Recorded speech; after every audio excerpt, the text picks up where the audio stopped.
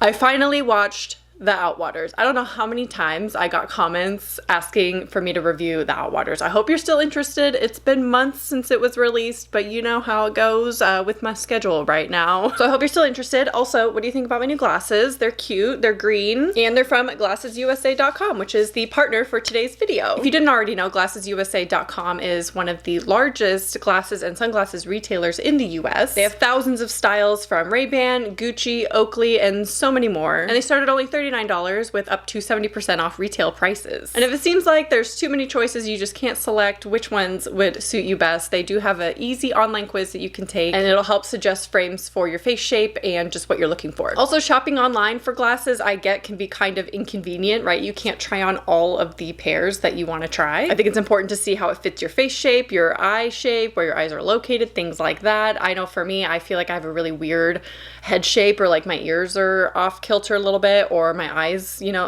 anyway, it's just hard to find frames that like fit my face. So with GlassesUSA.com, they have many tools that'll help you find the perfect frames, including the AR virtual try-on feature, which is so nice because you can see the glasses on your face. And I used it to see my frames on my face before selecting which ones I wanted to go with, and it was super, super helpful. And they also have risk-free shopping, so they have free shipping and returns and 100% money-back guarantee up to 14 days. So if you don't love your frames, that's okay, you get your money back. So GlassesUSA.com is offering a super exclusive discount on top of any other coupon code that they have going on their website right now, just for my viewers. So I will have a link and information details down in the description, and it is only for 24 hours. So you want to jump on that super fast. Okay, let's talk about The Outwaters. Now, I had heard some things already about this movie. That's what happens when you wait a couple months to watch a movie or to review one. You are going to hear other people's opinions first before going in. It's just inevitable. And I know a lot of you are really interested in what I had to say about it, given my love and passion for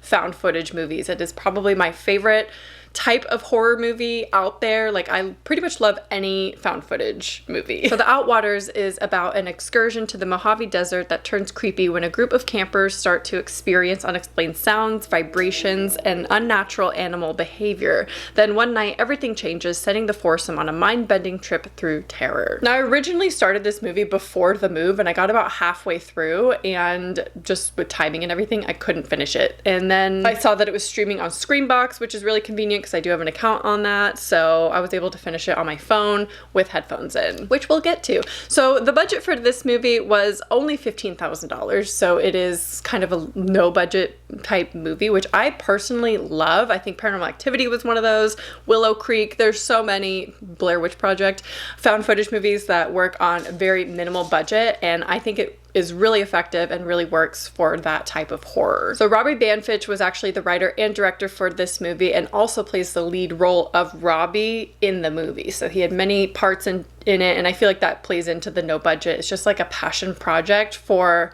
Robbie, which I love. I love to see the passion behind it, where they star in it and they use their real names. All the other characters used their real names in real life as well. Again, I think that's something Paranormal Activity did, and maybe even Blair Witch Project, if I remember correctly. Now, speaking of Blair Witch, this movie is in fact inspired by it, which I think comes across. It's very apparent, and it's really about what you don't see that makes it super horrifying, which we'll get to, you know, what you can and can't see in this movie. And he was actually inspired to start filming this project after he watched another no-budget found footage movie, Willow Creek, which I already mentioned before. You know, I like Willow Creek. Willow Creek is very acquired taste, I would say. I already talked enough about Willow Creek, it doesn't matter. Anyway, he was inspired after watching that to start filming this movie. So I see the inspiration between, you know, the two of Willow Creek, Blair Witch. I do like the setting is not just in the woods, it is out in the desert. So let's start with the good, and then we'll go to mediocre, and then we'll go to the bad. Okay, so with the good, my favorite thing about this movie was the sound design. Like I said, watched this on my phone with headphones, but I used noise canceling headphones, and that by far was the best way to go for this movie. The sound design of like the booming, the lightning or the thunder that's going on, it was incredible to hear, and it really helped build that tension and like just building up the suspense for me, because that kind of audio for me is really effective. And speaking of build-up and tension, I liked the build-up of this story. I actually thought the intro was a little long, but I liked it. You got to know the people a little bit. There's not like too much story going on. They're just going to film a music video for their friend, creative project, if you will. And I like that. I think that's a simple setup for a horrifying story. And then the tension is building as well, and then it starts to really ramp up somewhere in the middle, and I really like that. The first night that they're there, that was my favorite part of the movie, I think, is their first night when they're hearing these booming noises and sounds like thunder. They're not sure. There's like weird lights, things like that. I really enjoyed that. The performances weren't bad.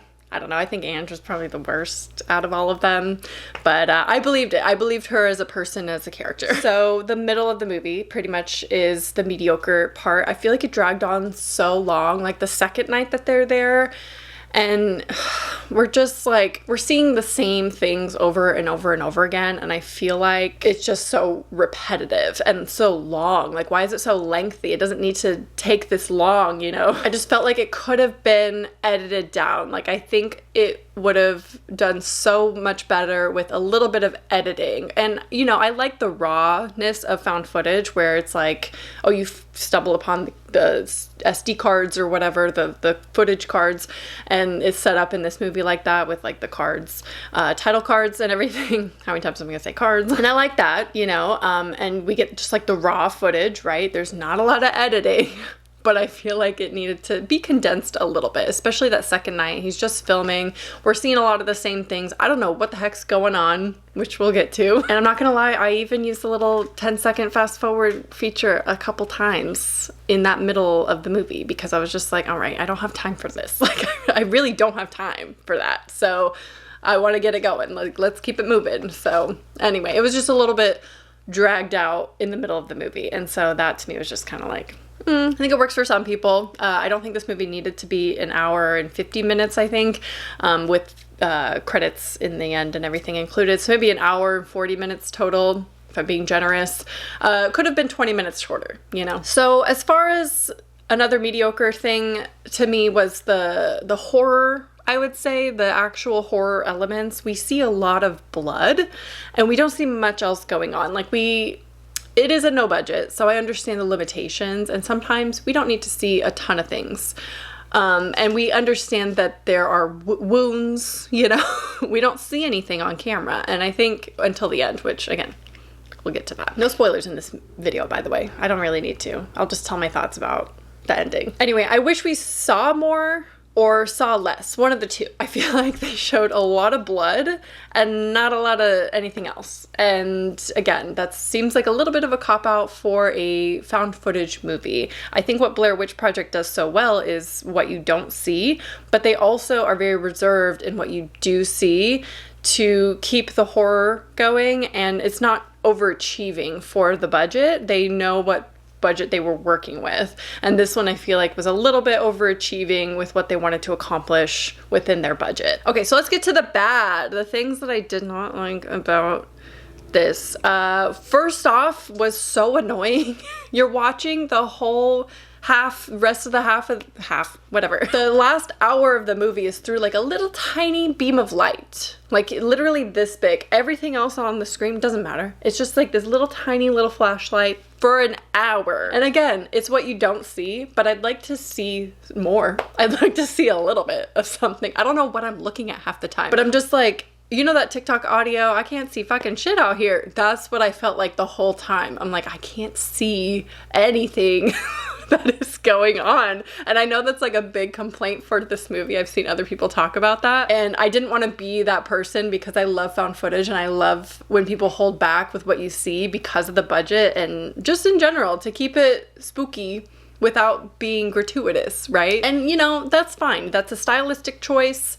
It works for some people, and I just did not like it in this movie in particular because this movie felt like I needed to see more. I needed more explanation of what's going on because I don't know what is happening. It's basically an auditory experience to watch this movie in its entirety. I think they took the what you don't see a little bit too seriously with this one, and they think that they can get away with it because other movies have done that, but then we have nothing to really go on. So like we need to actually see stuff, or keep it really simple like Blair Witch Project, where it's pretty straightforward of what is happening, although that one is still vague, or arguably still vague, but I feel like it's way better executed in that one. So with me saying, oh, I wanted to see more, not like that. That's not what I wanted to see. Why all of a sudden do we get like really graphic, gratuitous, shock value scenes? I was not a fan. They came out of nowhere and I was like, is that necessary? I know I wanted to see more, but not that. I didn't want to see that. And I feel like they just put those in there for shock value. And it's like, okay, so you had the budget and the means to make those scenes happen. Why not do more with that and show something else? Like show what is actually going on in like a wider frame, because you did it at the end. So like, I want to see more. I don't want to see that. I just felt like a lot of it was just a build up, and then it was shock value. And it's like, okay. And you know me, I don't really like scenes like what was in the end. If you know anything about me or my channel, you know what I'm talking about. But I just didn't need that type of gore. I feel like that it just pushed it a little bit too far for me, and not in a good way. So wasn't really a fan. Overall, I liked a lot of this movie. I liked the viewing experience, and then in the last like 30 minutes is when the frustration really hit with not being able to see anything. Although some things were really cool. I really liked a lot of the visuals of what you did get to see.